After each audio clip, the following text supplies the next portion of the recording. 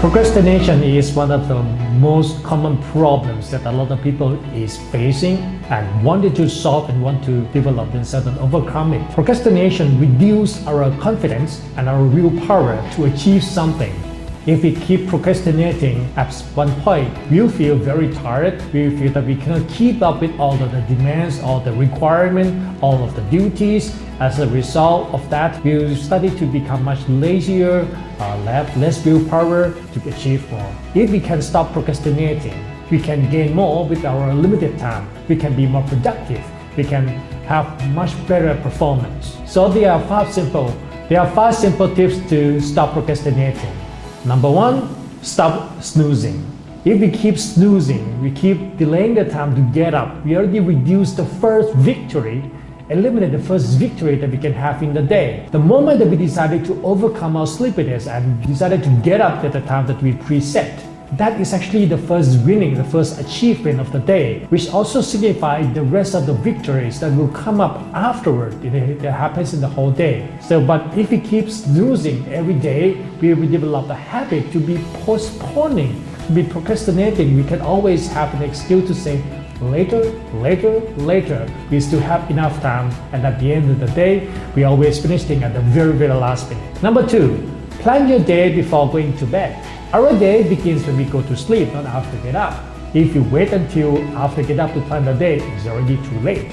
So if we plan the day before going to bed, we already know that what things that we have to do in the next day. Everything already planned out, so we become less haste, become less hectic, and we are able to achieve more and just go along the plan, which will be very helpful to stop procrastinating, because if we have things that is well planned, we are able to keep track of time and we can complete one thing at a time.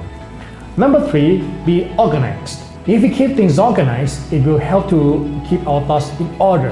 When our thoughts are in order, we can keep things as planned. We can implement things as we have preset, and that is when everything is done more efficiently and more effectively. So when we try to develop our habit to be more organized, then we automatically started to become less chaotic, become less hectic.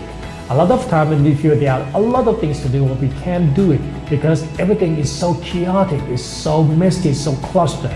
If we decluster them all by organizing in our mind, then as a result, it will help us to be able to organize everything and prioritize them.